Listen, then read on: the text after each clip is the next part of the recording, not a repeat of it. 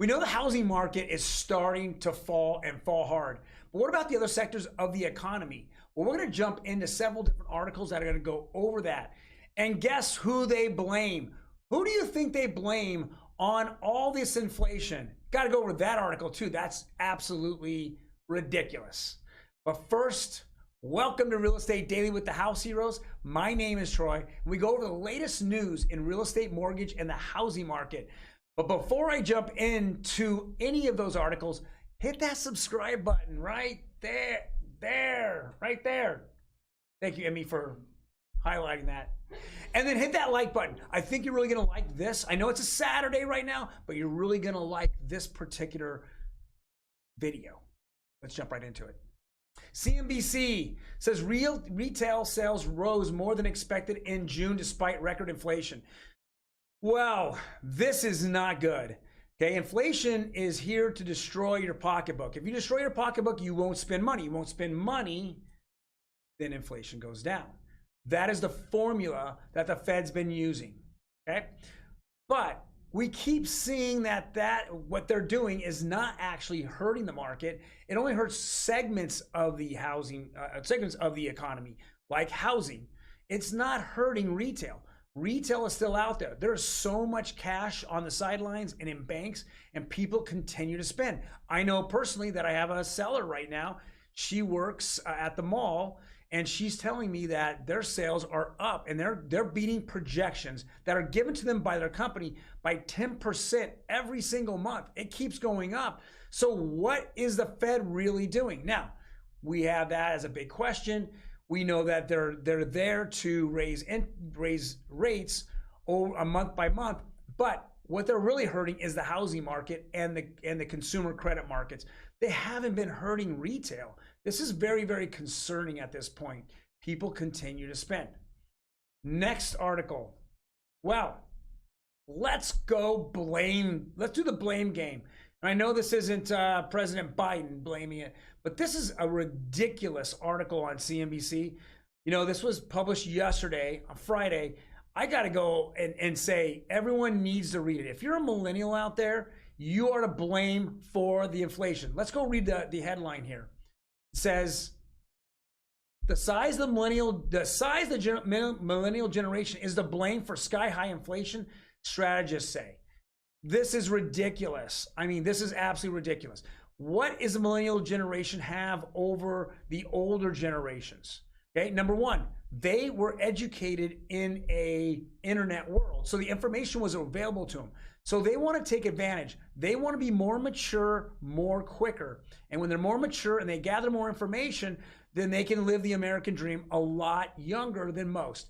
I know that 3 or 4 years ago, it was about 37, 38 years old was the average age of first-time home purchase.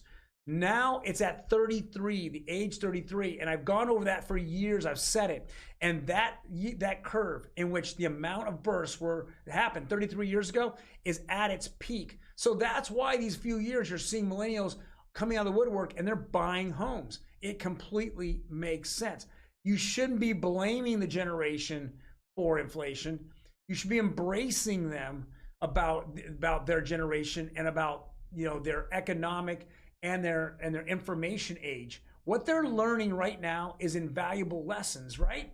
They're not lessons to be looked down upon or their actions to be down upon.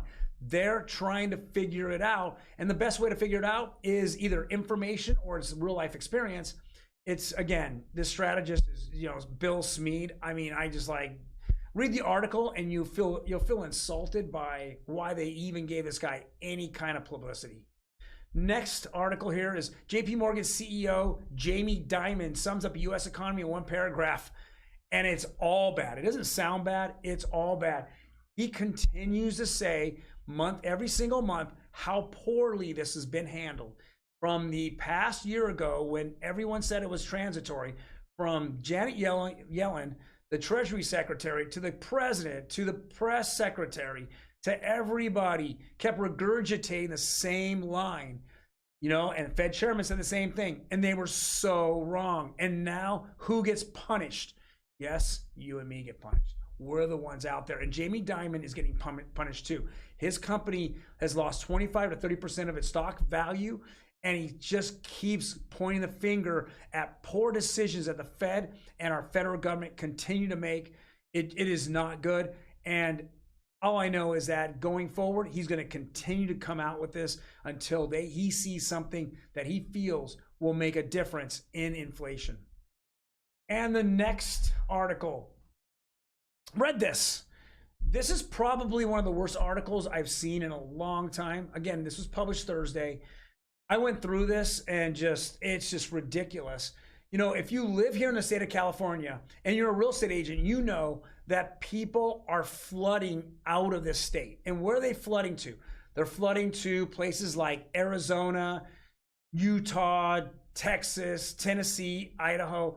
They're flooding all those places. Why? Well, there's shelters. Their taxes are so much less. They're so much more friendlier to a lot of different economic issues out there than we have here in the state of California. We're literally living in the dumpster of the United States here in California. If you really look at our governor, I mean, I laugh it off. If you think about what he's done to this state, this should be the worst state of all states. Number one, he raised gas tax in the middle of COVID.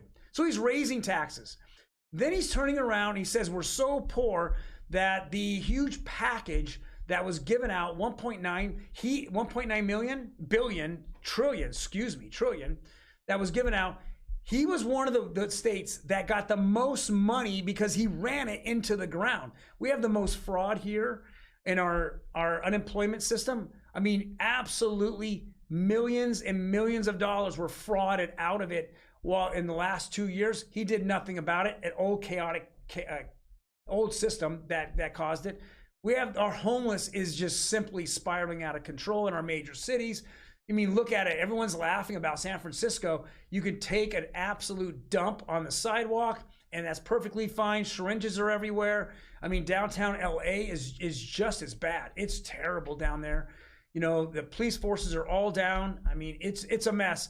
People are leaving. As a real estate agent, if you're listing houses, where are people going? They're leaving out of state. They're not going to buy and move into a different house in the state. So with that being said, let's just go over the states that this particular writer put up. Number 10, Nevada.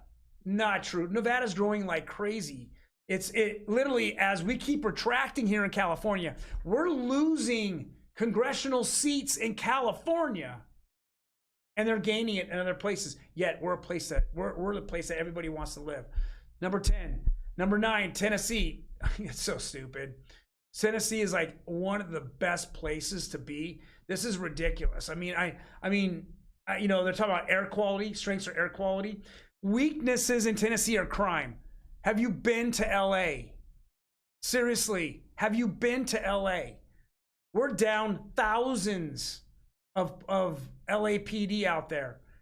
The district attorney allows many people to get prosecuted and then releases them on the spot. Crime is hitting almost all-time highs throughout the entire state. This is just stupid. Next one, Indiana. Well, yeah, is that the Governor Newsom's face right there? Because he should have egg all over it.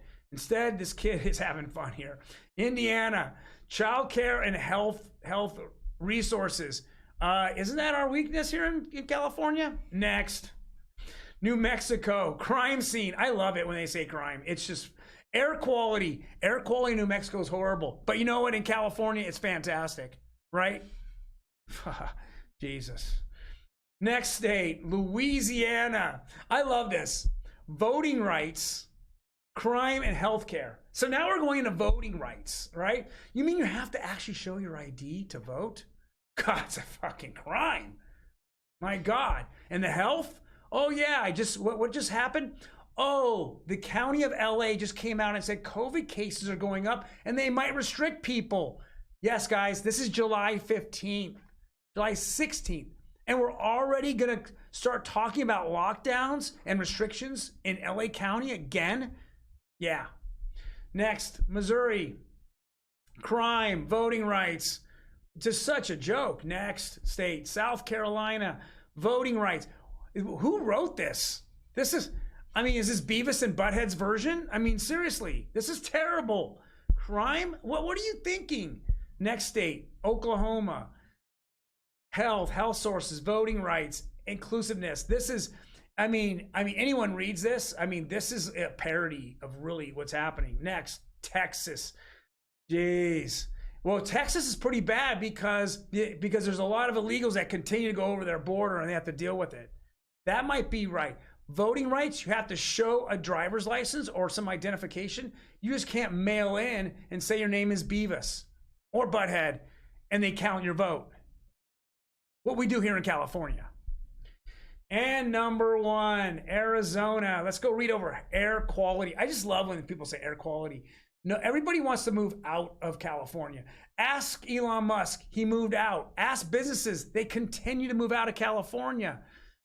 It just shows you that this place is a dump. And this looks like it's actually written by Governor, our Governor Newsom, Gavin Newsom, even though he didn't put Florida on here. If you just read what they write here, it's such a joke. Air quality. You know what air quality that that I continue to hear in California? We get the airstream coming from Hong Kong and China. And they dump pollution like crazy because they don't care about the environment. They're not going green anytime soon. And guess where the airstream comes through? You got it. California. That's where it comes through. It is a joke. This is a joke. When we talk about, graded F, please, why is all Californians that are leaving moving to these states? There's so much more quality of life there than there is here. There is no question about it. This state of California has really hurt itself by its management and by the politicians that run it. That's what they are, politicians. Guys, I know I went on a rant, but if you like what I ranted, then go ahead and hit that like button. If you hated it, go ahead, put a comment down below or just comment anytime you want.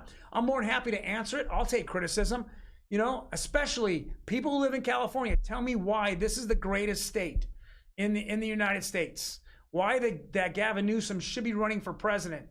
I can't even say that with a straight face, really. Otherwise, you have a fantastic Sunday, and I will see you next week on Monday. Take care.